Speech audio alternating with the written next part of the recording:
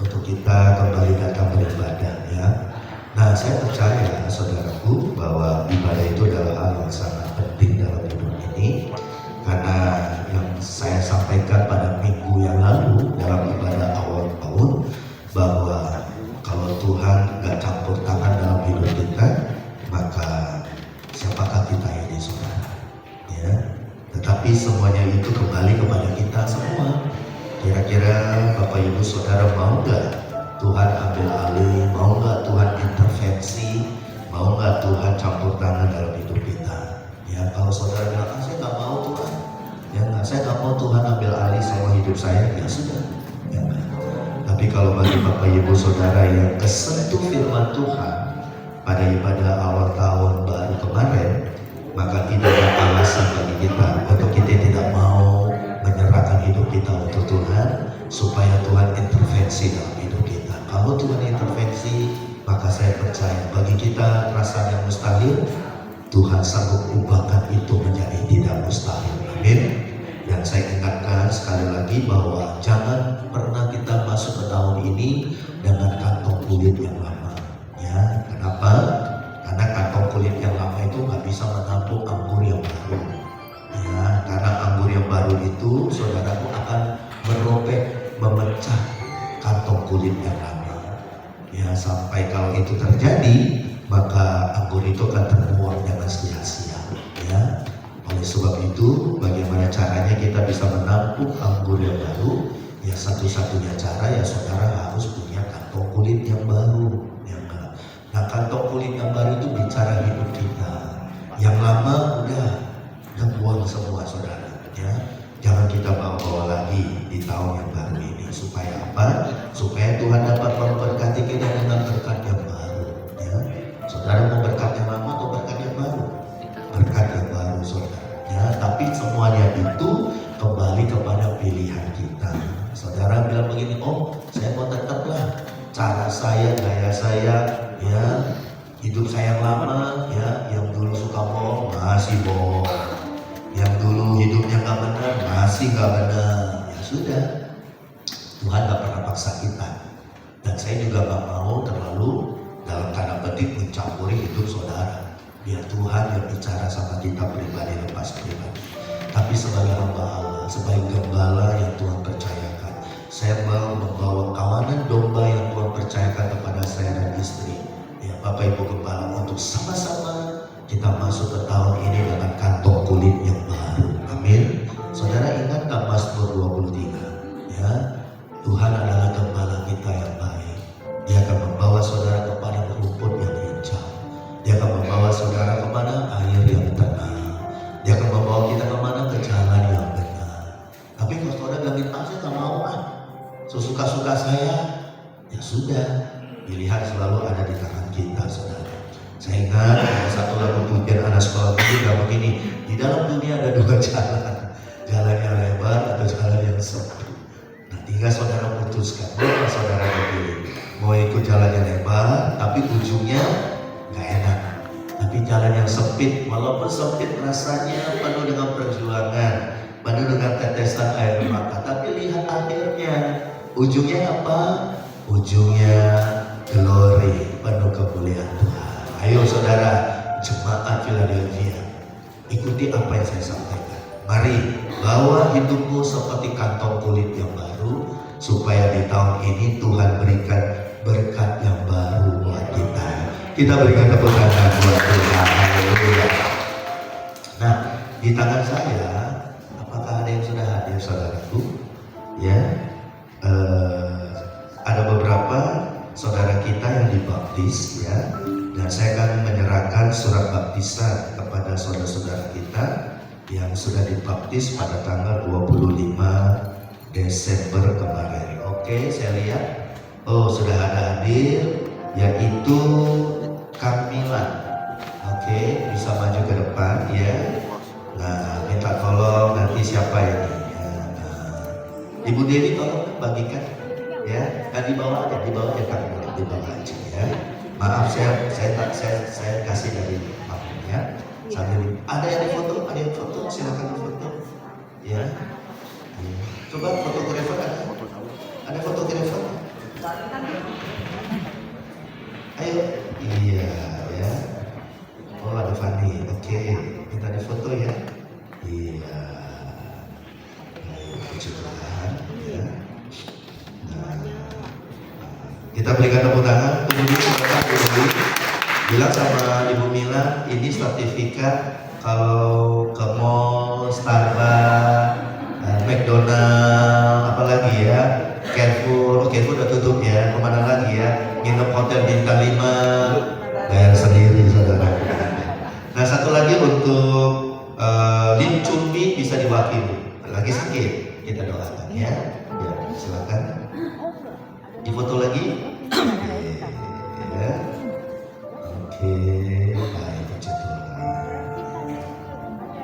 Yes. Kalau untuk Tina nggak hadir ya. Ibu Mary ada? Oh ada. Nah, saya minta Ibu Om maju ke depan. Ya.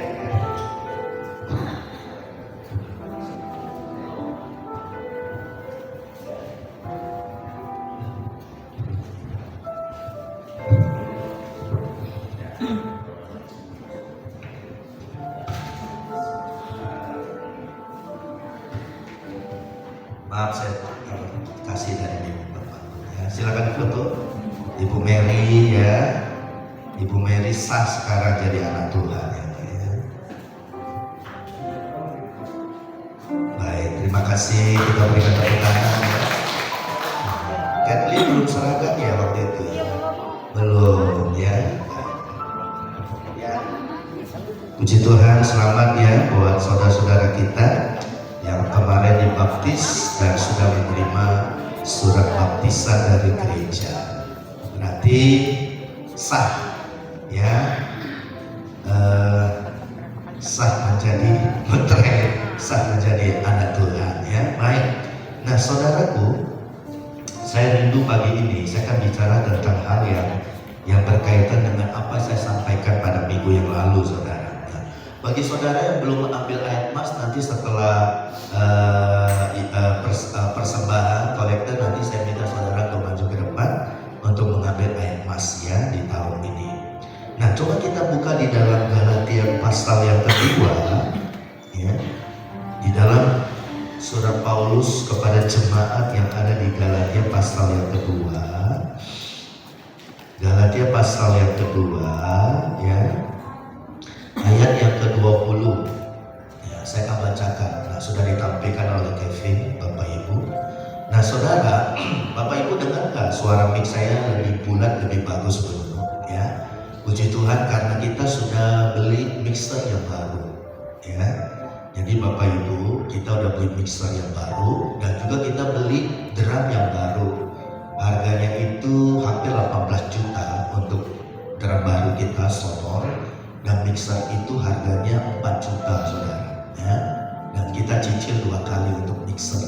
Nah bagi Bapak Ibu yang menjadi donatur yang tiap bulan 50.000, puji Tuhan itu sangat-sangat membantu sekali. Jadi bagi saudara yang ambil bagian tiap bulan ya, yang saudara udah komitmen memberikan menabur sebulan 50.000, itu kurang lebih ada berapa Bu? Ada 30 orang ya. Puji Tuhan cicilan TV kita juga bulan Maret sudah selesai ya. Puji Tuhan ya. Jadi memang dari kita, oleh kita, kembali kepada kita untuk kemuliaan Tuhan. Jadi mari Bapak Ibu ya, sekali lagi saya mengucapkan saling terima kasih buat Bapak Ibu yang sudah ambil bagian untuk menabur untuk pekerjaan Tuhan ya. Dan kita sekarang sudah punya mixer yang baru dan suaranya lebih bagus ya, bahkan bisa direkam ya mixer ini ya. Puji Tuhan ya, step by step, sedikit demi sedikit kita akan menambah keindahan di dalam gereja kita. Bahkan saudara, nanti saya akan betulkan ini karena kalau hujan gede ini suka rembes ini gereja kita, makanya cat-catnya ini agak jadi gimana ya saudara. Nah, tapi nanti tolong beberapa bapak jangan pulang ngomong sama saya nanti setelah ibadah, kita mau cari tukang itu berapa kali kita perbaiki saudaraku, masih tetap aja ada yang rembes. Sampai tadi Pak Yoki sempat cerita, apa kita kasih lem yang seperti lem yang tahan bocor segala macam, ya boleh-boleh aja, ya Mbak ya. Karena posisi gereja kita itu dulu beda dengan sekarang. Dulu kan banyak talang air bocor. Nah, waktu kita bangun gereja ini, kita buat dari atas sampai ke bawah itu apa namanya ini, turun ke bawah untuk mengantisipasi rembes atau bocor. Ternyata rembes banget itu, saudara. Maka kadang-kadang saya sama Pak Yogi bingung, aduh ini bocor dari mana ya.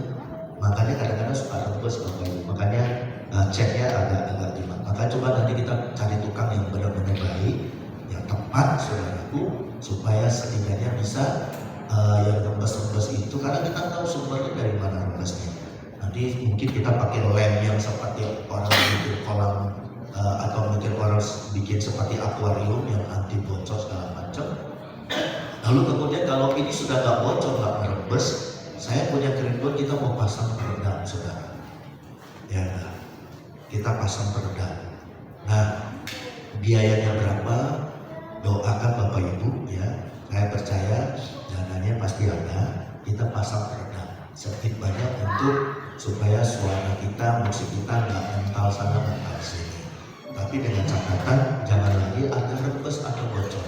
Mungkin peredamnya kita pasang seperti apa namanya interior ya, kita pasang sekitar panggung ini. Nah, dananya dari mana, saudaraku? Ya, saya percaya dananya Tuhan sudah sediakan. Ya, jadi oleh sebab itu, yang pertama adalah kita harus perbaiki yang bocor dulu, Bapak Ibu. Puji Tuhan, ya.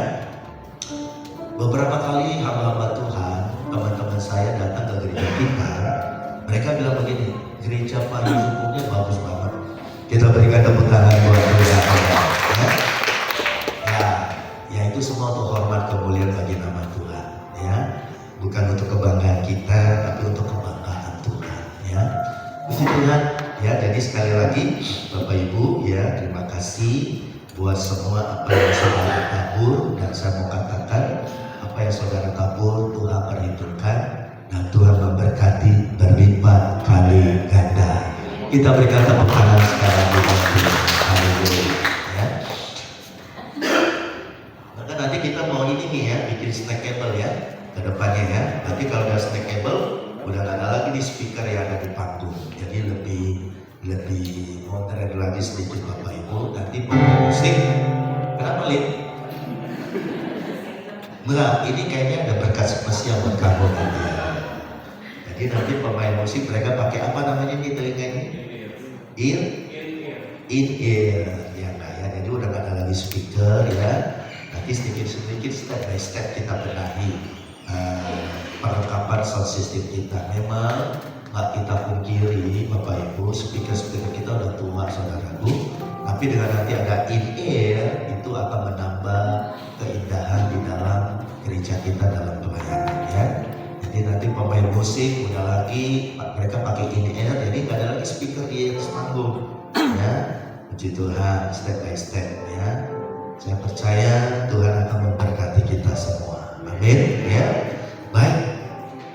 Nah, kembali kepada firman Tuhan yang saya mau sampaikan kepada kita di dalam Galatia 2 ayat yang ke-20. Nah, kita akan lihat dan kita akan dengar dan kita akan saksikan bersama-sama. Galatia 2 ayat yang ke-20, demikian bunyi firman Tuhan. Namun aku hidup, ya, atau kita baca bersama-sama Bapak Ibu, 3, 2, 1. Namun aku hidup, tetapi bukan lagi aku sendiri yang hidup, melainkan Kristus yang hidup di dalam aku. Dan hidupku yang kuhidupi sekarang di dalam daging adalah hidup oleh iman dalam Anak Allah yang telah mengasihi aku dan menyerahkan dirinya untuk aku. Yang percaya katakan amin. Oh iya, saya terlewatkan satu hal Bapak Ibu mengenai drum. Nah, mungkin Bapak Ibu tanya, drum yang lama kemana? Drum yang lama kita kasih ke gereja yang membutuhkan, ya. Dan drum yang lama, nah saya share di grup hamba-hamba Tuhan di Pasar Kemis. Saya bilang, siapa yang mau drum? Dia enggak. Dan saya katakan, siapa yang cepat, dia yang dapat. Lalu ada satu hamba Tuhan langsung dia japri ke saya, Pak Gembala, drumnya mau dilepas ya? Iya. Berapa? Saya bilang free, gratis. Wow, dia bilang, serius ini Pak Gembala? Iya. Ya enggak, karena dia yang pertama hubungi saya, maka dia dapat drum kita yang lama, saudara. Lalu berapa menit kemudian masuk itu WA, Japri, bahkan telepon. Itu drumnya bisa nggak buat kami? Aduh maaf Pak, saya bilang. Yang pertama yang hubungi saya, dia yang dapat. Saya bilang ya enggak. Jadi drum yang lama itu sudah kita sumbangkan, ya. Kita berikan kepada gereja yang membutuhkan, ya. Yang pikir bayar berapa atau kena biaya berapa? Saya bilang enggak, ya. Ada satu anak Tuhan bilang begini, kita memberkati, diberkati untuk memberkati. Kita berikan tepuk tangan, ya. Begitu kan? Walaupun ada yang bilang gini, oh itu kalau dijual nih bisa dapat 3 jutaan, nggak apa-apa. Saya bilang kita berkati, saya bilang, ya. Karena kita sudah diberkati drum yang baru yang harganya hampir 18 juta. Kita berikan tepuk tangan, saudara. Mungkin kami saudara tanya, oh ya Pak Gembala, ini 18 juta dari mana?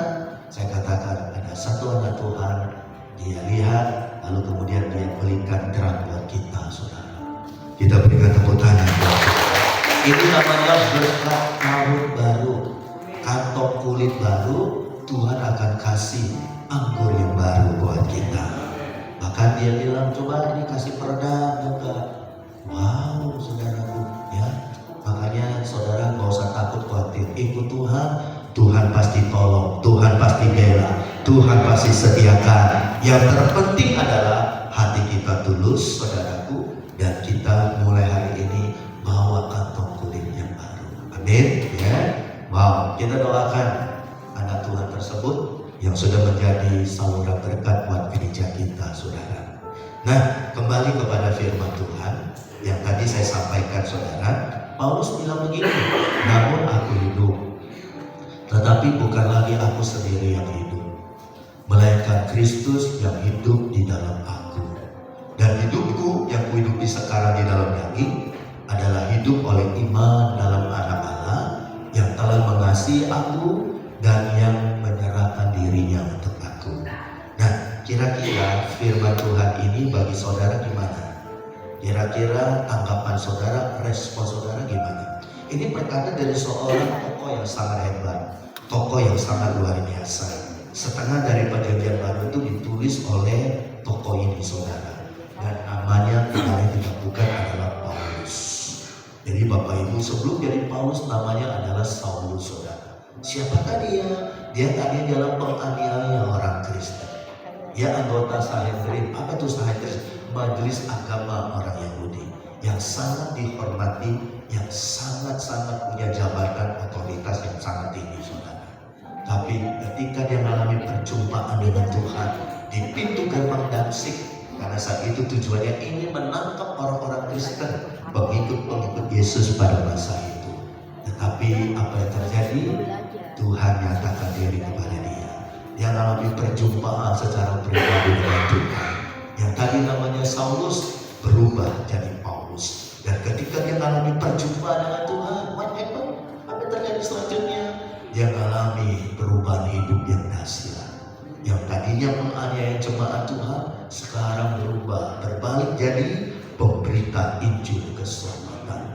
Singkat cerita, saudaraku, ya, sebagian daerah-daerah di Asia dan Eropa itu menjadi orang pengikut Kristus, itu hasil buah dari pelayanan dari Paulus. Sehingga ayat ini datang sama kita. Di dalam kitab Galatia 2 ayat 20 berkata, namun aku hidup. Ini kesaksian dari Paulus, saudara. Aku hidup, namun aku hidup, bukan lagi aku sendiri yang hidup. Maksudnya apa itu, saudara? Melainkan Kristus yang hidup di dalam aku.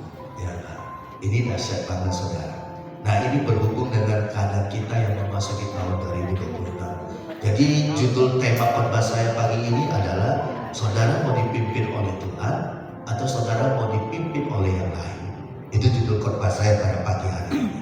Jadi Bapak Ibu dengar baik-baik. Paulus, saudaraku, kenapa sampai dia mengatakan di dalam ayat yang ke-20 ini, namun aku hidup, tapi bukan lagi aku sendiri yang hidup, melainkan Kristus yang hidup di dalam aku. Dan hidupku yang hidup di sekarang di dalam daging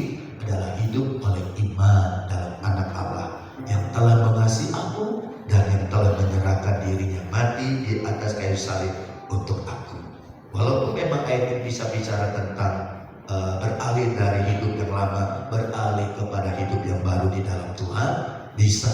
Tapi yang saya mau tekankan pagi ini adalah saudara mau dipimpin oleh siapa? Dari kesaksian Paulus ini, Paulus mau beritahukan kepada kita bahwa dia mau hidupnya nggak mau lagi dipimpin oleh dirinya lagi, tapi hidupnya sekarang dia serahkan kepada Tuhan. Istilah kata begini saudara, dia mau Tuhan yang pimpin hidupnya setelah dia mengalami perjumpaan dengan Tuhan. Bagaimana dengan kita pagi ini saudara? Di tahun 2026, saudara mau dipimpin oleh siapa hidupmu? Ya, walaupun memang Tuhan gak pernah paksa kita. Saudara bilang ini, saya gak mau, saya mau jalan sendiri aja. Ya udah, dia enggak. Saya gak mau Tuhan pimpin hidup saya, susah. Gak boleh begini, gak boleh begitu. Itu dosa, ini. Saya gak mau, saya mau bebas. Saya mau orang bilang sesuka gue, ya, sesuka saya. Monggo. Tapi kalau saudara mau diberkati oleh Tuhan, dengar baik-baik.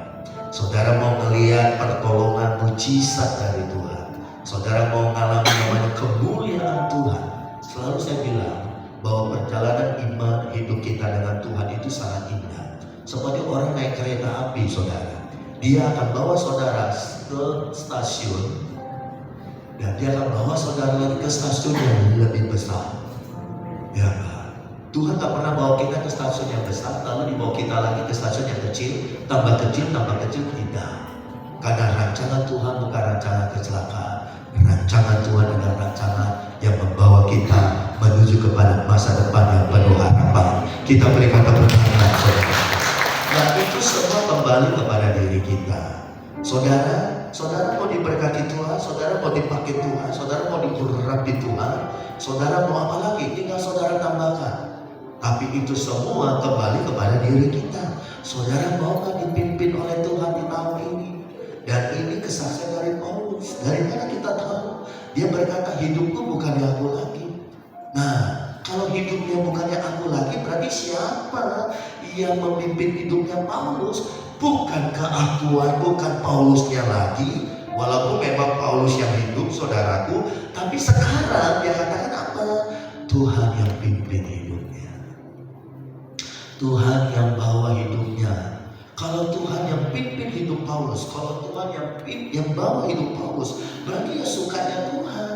Tuhan membawa Paulus kemana saudara? Nah kembali kepada kita. Kalau saudara mau hidup saudara dipimpin oleh Tuhan, berarti ya suka-sukanya Tuhan. Tuhan membawa saudara kemana? Tapi satu hal yang saya tahu, Tuhan tak pernah membawa kita kepada rancangan-rancangan kecelakaan. Tuhan tidak pernah membawa saudara saya ke dalam jurang yang dalam. Tuhan tidak pernah membawa saudara dan saya kepada mana saudaraku? Kepada samudra yang dalam. Tidak. Justru dikatakan apa? Dia akan membawa kita kepada masa depan yang penuh dengan harapan. Kita berikan tepuk tangan kepada Tuhan. Kembali kepada firman yang saya sampaikan kepada kita saudara. Makanya Bapak Ibu, kadang-kadang doa saudara dan saya salah. Kenapa?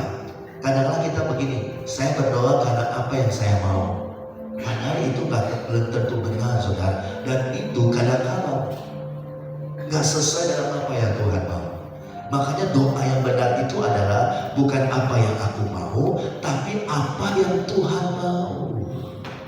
Kalau saudara dan saya bisa sampai seperti itu level iman kita, maka saya percaya tantangan masalah pergumulan itu kecil di hadapan kita. Kenapa?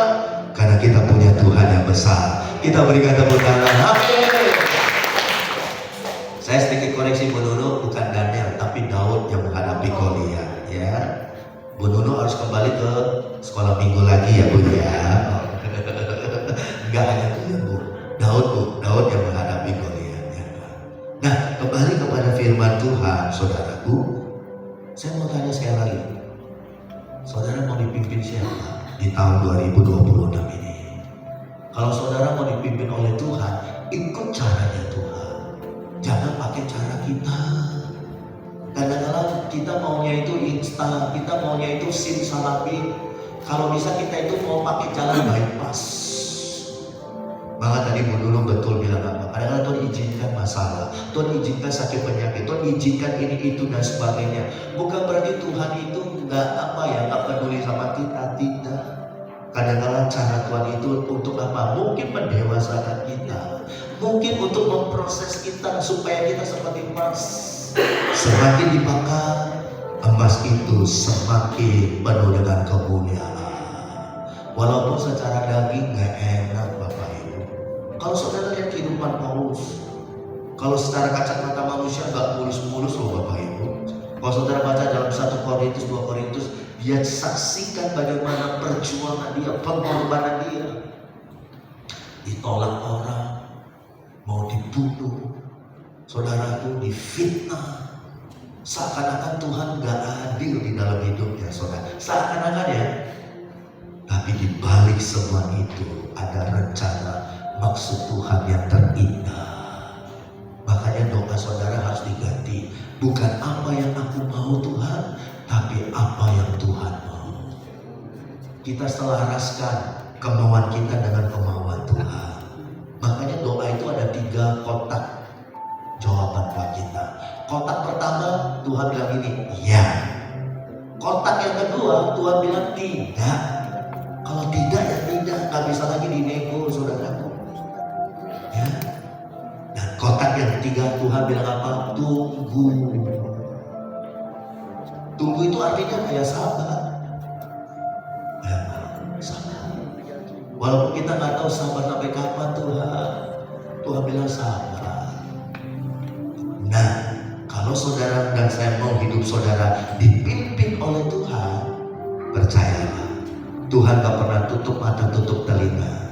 Barang siapa yang berseru kepada nama Tuhan, maka mereka akan mendapatkan pertolongan. Kita berikan tepuk tangan, haleluya, untuk kebesaran Tuhan, saudara. Oleh sebab itu sekali lagi saya mau tanya kepada jemaat Philadelphia, saudara mau dipimpin oleh siapa? Keputusan ada di tangan kita, saudara. Kalau hari ini saudara bilang sama saya, oh saya gak mau ada pimpin Tuhan, gak enak. Kenapa? Ya itu gak enak saya gak kuat hadapi cobaan, saya gak kuat hadapi tantangan. Ya sudah, Tuhan gak pernah paksa kita kok. Saudara dan saya kita dilahirkan ke dalam dunia gak seperti robot. Kalau robot itu dikendalikan oleh remote control. Jadi dia bisa arahkan kemana sesuka dia. Tapi kita bukan robot. Tuhan berikan kehendak bebas buat kita untuk memilih. Sama kan Adam dan Hawa. Tuhan bilang di tengah taman itu ada 2 pohon. 1 pohon kehidupan, 1 pohon yang tak boleh kamu dekat atau sentuh buahnya. Kalau kamu makan buahnya, kamu akan mati. Tuhan tak pernah itu ambil itu buah yang dilarang oleh Tuhan, kasih kepada Adam dan Hawa makan. Tidak, Tuhan taruh itu di tengah taman Eden. Itulah ujian buat Adam dan Hawa. Itulah yang namanya rambu-rambu yang Tuhan berikan kepada Adam dan Hawa. Dan Adam dan Hawa itu bukan robot. Tuhan berikan kehendak bebas untuk memilih. Dan sayang, seribu sayang, Adam dan Hawa gagal. Dia mengikuti apa kata hatinya. Hawa terperdaya oleh ular. Ya, memang musuh kita bukan darah dan daging. Musuh kita adalah roh-roh penguasa di udara yang bisa menipu kita, yang bisa mempengaruhi kita, mengintimidasi kita, memprovokasi kita. Hawa dan Adam akhirnya pilih buah yang Tuhan sudah larang. Padahal Tuhan bilang, kalau kamu makan ini, kamu akan begini, kamu akan begini, kamu akan begini.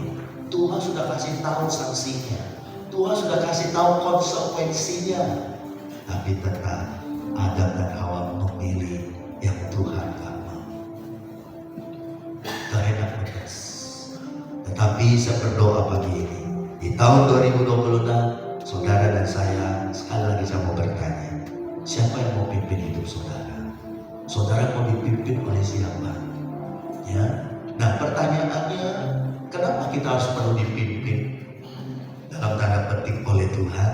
Karena kita manusia terbatas. Kita bukan Superman, kita bukan Superwoman. Kita nggak tahu apa yang terjadi pada hari esok. Tapi semua itu kembali kepada keputusan saudara. Saya dan Ibu Gembala hanya bisa berdoa. Saya dan Ibu Gembala hanya bisa support dari belakang. Tetapi semuanya itu kembali keputusan di tangan kita. Ya. Tapi doa dan harapan kami adalah saudara dan saya mau nggak 2026 ini kita memberikan diri kita. Tuhan, pimpin hidupku Tuhan. Amin. Walaupun kadang-kala nggak mudah saudaraku untuk kita menyelaraskan kita hati kita dengan Tuhan. Karena dalam daging mungkin berontak saudaraku. Ya. Tapi Paulus bilang apa pagi ini? Aku hidup bukan lagi aku sendiri yang hidup. Itu indah banget saudara. Artinya apa? Paulus memberikan hidupnya biar Tuhan yang ambil alih. Tolong. Kalau Tuhan yang pimpin hidup saudara, dengar. Ya, saudara akan doa beda, berubah doa saudara. Apa yang tadi saya katakan? Bukan apa yang aku mau sekarang, tapi apa yang Tuhan mau.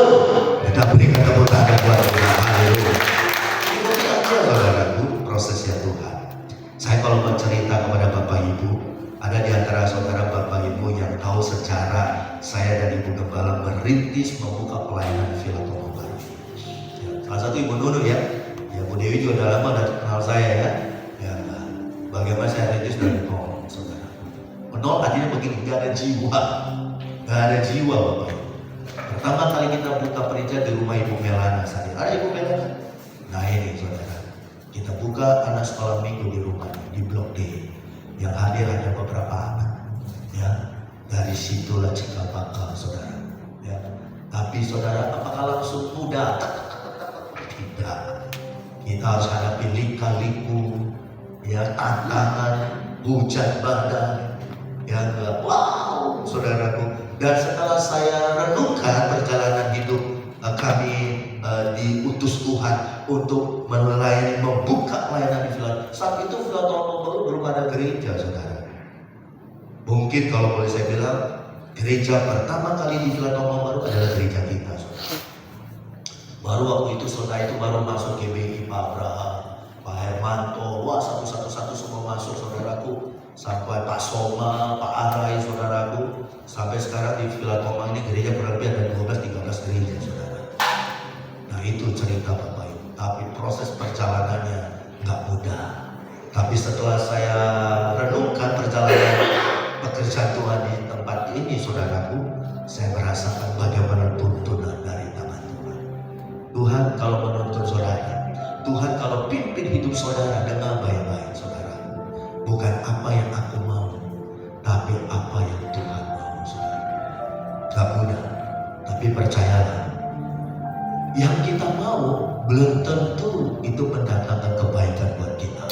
Kenapa? Karena kita hanya lihat dengan kacamata kasat mata manusia. Tapi apa yang Tuhan mau, Tuhan tahu ke depannya akan seperti apa. Nah, makanya ayo Bapak Ibu, keputusan ada di tangan kita. Tapi kalau saudara dan saya ambil keputusan pagi hari ini, Tuhan, biar Engkau yang memimpin hidupku di tahun 2026. Saya percaya, maka perkara-perkara ajaib, perkara-perkara yang saudara tak pernah lihat, yang saudara tak pernah dengar, Tuhan akan sediakan bagi kita. Kita berikan tepuk tangan buat Tuhan. Haleluya, saudara. Satu ayat lagi Bapak Ibu. Di dalam Lukas 8. Kita lihat ada satu contoh kejadian. Dan saya doakan mudah-mudahan akan membuka mata hati kita. Di dalam Lukas pasal yang ke-8, ayat yang ke-22. Lukas 8, 22. Saya akan bacakan. Sampai ayat yang ke-25. Ya, demikian bunyi firman Tuhan. Pada satu hari Yesus naik ke dalam perahu bersama-sama dengan murid-muridnya. Dan ia berkata kepada murid-muridnya, kepada mereka, mari kita bertolak ke seberang danau. Ini danau Tiberias, ya, danau Genesaret, saudaraku. Nama sekarang danau Tiberias. Lalu bertolaklah mereka, dan ketika mereka sedang berlayar, Yesus tertidur. Sekonyong-konyong turunlah Tofan ke danau, sehingga perahu itu kemasukan air, dan mereka berada dalam mendengar Yesus, katanya, "Guru-guru kita binasa."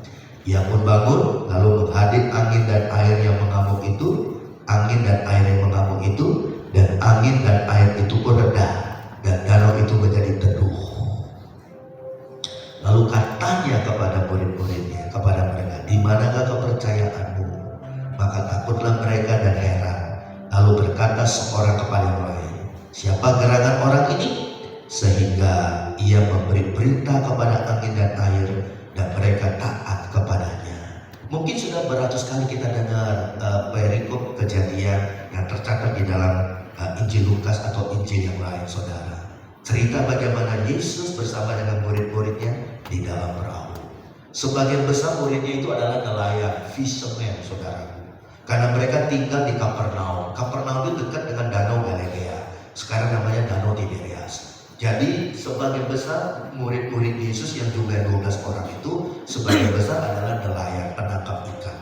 Karena mata pencarian mereka itu mereka tinggal di sekitar Danau Galilea, saudaraku. Dan mereka tinggal di Kapernaum, saudara. Nah, Bapak Ibu, saudaraku, perlu yang saya sampaikan begini, saudara. Pada saat Yesus bersama dengan murid-murid dalam perahu, apa yang terjadi? Di tengah perjalanan perjalanan mereka mau ke seberang. Itu kurang lebih 12 km, saudara. Saya udah ke danau itu, saudara. Jadi dari tempat satu titik untuk ke seberang itu jauh jaraknya kurang lebih 12 km. Dan naik perahu. Di tengah perjalanan apa yang terjadi? Tiba-tiba datang angin dan gelombang yang tinggi, saudara. Angin badai. Yang saking hebatnya angin badai ini, air di danau itu masuk ke dalam perahu mereka. Perahu mereka bukan perahu yang besar, saudara. Perahu zaman dulu mungkin perahu nelayan untuk menangkap ikan. Saudara tahu? Tapi saat itu kondisi dan keadaannya adalah Yesus tertidur. Ya, Yesus tertidur di buritan. Buritan itu di belakang kapal, saudara. Ada di depan, ada di belakang. Nah, Bapak Ibu, ada sesuatu yang saudara bisa dapatkan dari peristiwa ini, saudara? Bukankah sebagian besar murid-murid Yesus adalah nelayan yang mereka hidupnya hari-hari sebelum ketemu Yesus? Mereka memang sudah berpengalaman dalam mencari mencari ikan karena mereka hidupnya dan nelayan. Tapi, saudara, yang herannya adalah waktu perahu mereka diterjang ombak angin ribut, angin laut, danau, mereka kebingungan, mereka panik, mereka ketakutan. Padahal saya percaya mungkin sebelum kejadian ini mungkin mereka mengalami juga kejadian pada waktu mereka menangkap ikan, menjala ikan di hari-hari yang lain sebelum para murid ketemu dengan Yesus, sebelum mereka menjadi murid Yesus. Berarti apa, saudara? Berarti kondisi keadaan alam yang tiba-tiba berubah, angin tofan, ombak yang menyebut itu sangat dahsyat, sehingga membuat para murid-murid yang notabene mereka adalah nelayan-nelayan yang profesional, mereka dilanda ketakutan yang luar biasa. Saking panik dan takutnya, mereka bangunkan Yesus.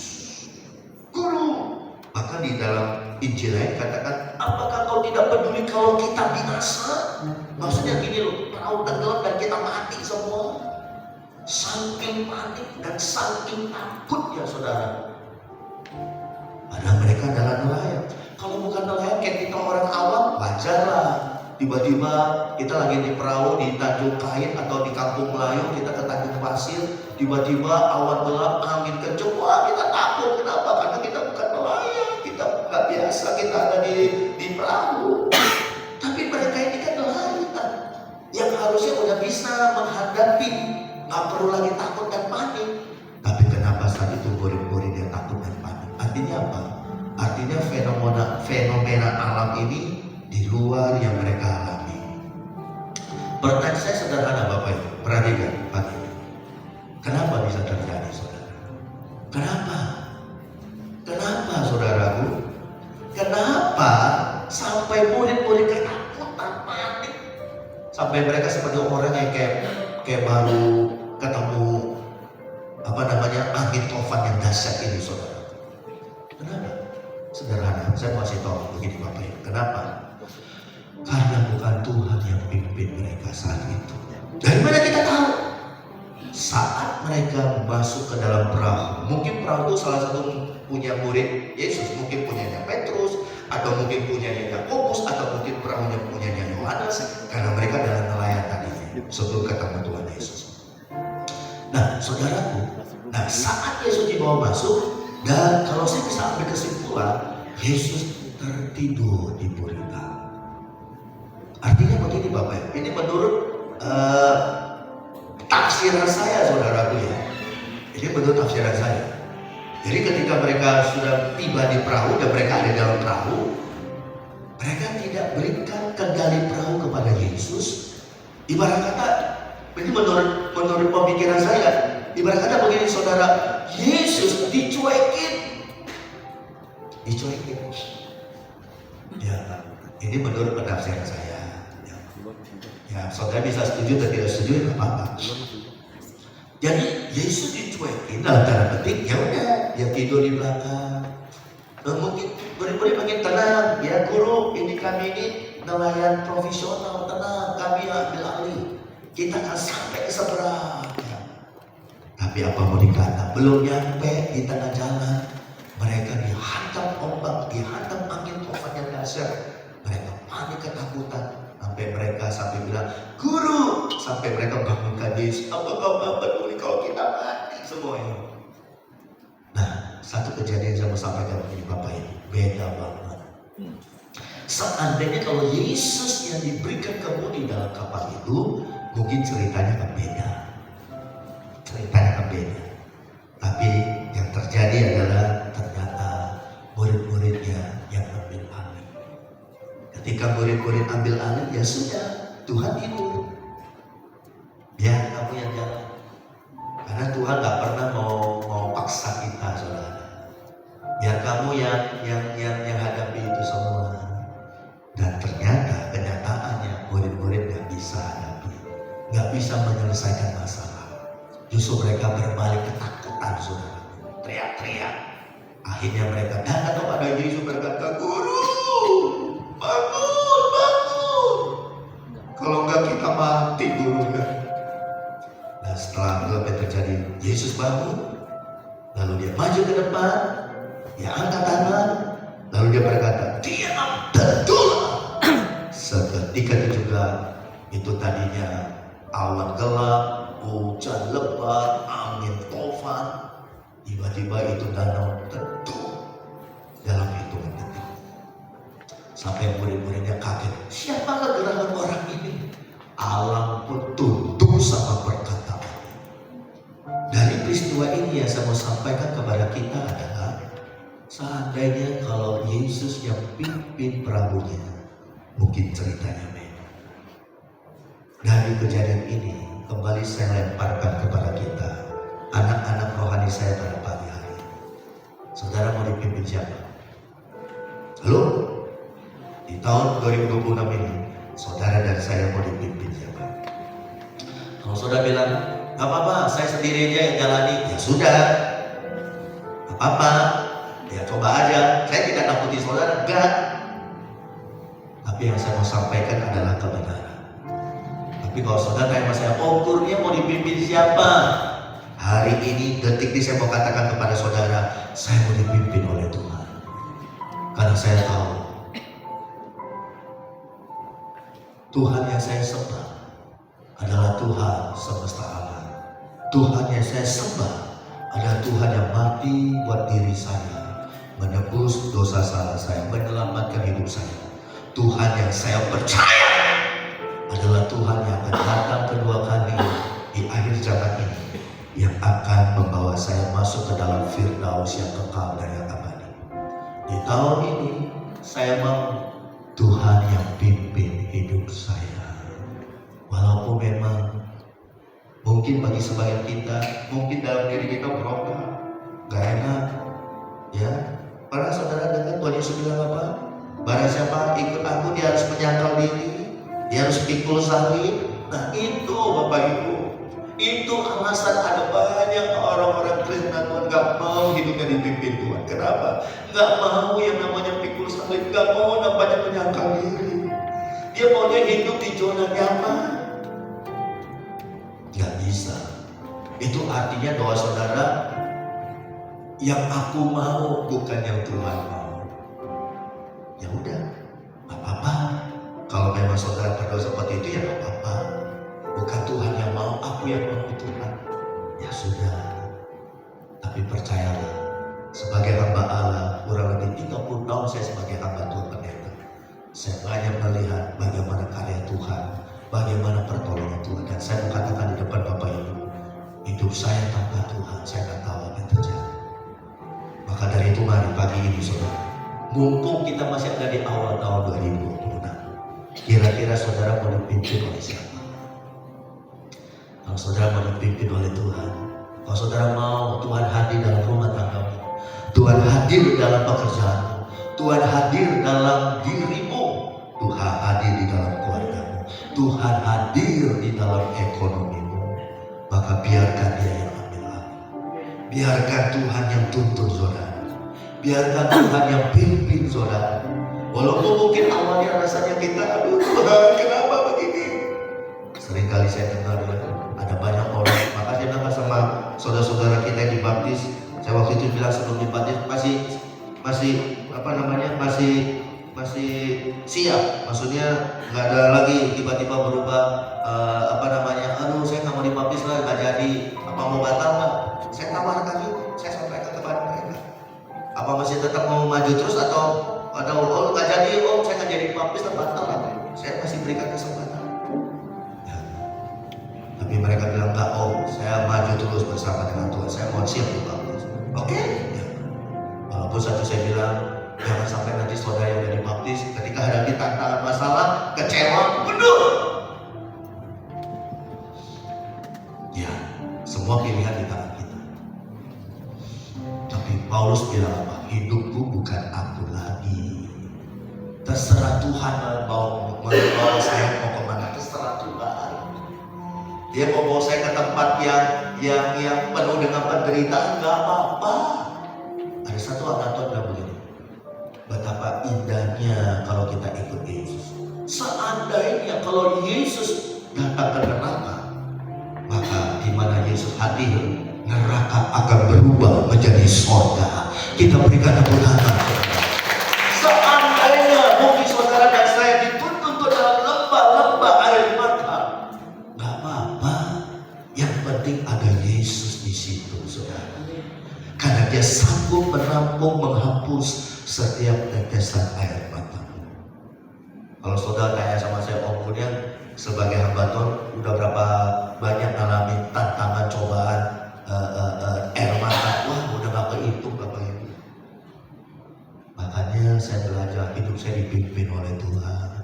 Ikuti aja, ya. Ibarat kata orang bilang, nurut aja saudaraku. Mau dibanting, mau diremes, mau diinjak-injak, orang ngomong. Tapi kita punya hakim, kita punya pembela, kita punya penolong yang Alkitab katakan, engkau adalah biji mataku. Kenapa biji mata Tuhan? Kenapa kita seperti biji mata Tuhan? Mata itu adalah salah satu anggota tubuh kita yang paling vital, saudara. Barang siapa yang menyenggol saudara, itu berarti dia menyenggol Tuhan, saudara. Sekali lagi, saya tawarkan kepada Bapak Ibu, saudara mau dipimpin oleh siapa? Silakan, keputusan tangan kita. Saudara bilang ini, saya nggak tahu. Ya. Contohnya, waktu ada satu orang yang tangannya kaku, cacat, Tuhan bilang, ulurkan tanganmu, kedapkan tanganmu. Kalau orang bilang, enggak, saya nggak mau, saya begini aja terus tangan saya. Ya sudah, seumur hidup tangannya begini, saudara. Coba lihat kiri kanan, tanya dia, mau tangan kamu begini terus? Saya nggak mau. Tapi orang itu bilang, waktu dia dengar, kedangkan tanganmu, dia pelan-pelan kedangkan tangannya. Walaupun mungkin sakit ya, karena udah kaku sekian puluh tahun tulangnya, saudaraku. Dia kedangkan karena dia percaya perintah perkataan Yesus. Terjadi mujizat. Tangannya normal kembali. Kita berikan tepuk tangan, saudara. Itulah indahnya kalau hidup saudara mau lagi apa yang aku mau, tapi apa yang Tuhan mau. Kita berikan tepuk tangan. Mari saya undang kita pakai berdiri. Oh, haleluya. Terima kasih Tuhan Yesus, Engkau dahsyat. Dahsyat, sangat dahsyat. Oh, haleluya, haleluya. Amin, amin, amin. Siapa yang mau menyerahkan hidupnya dipimpin oleh Tuhan di tahun ini.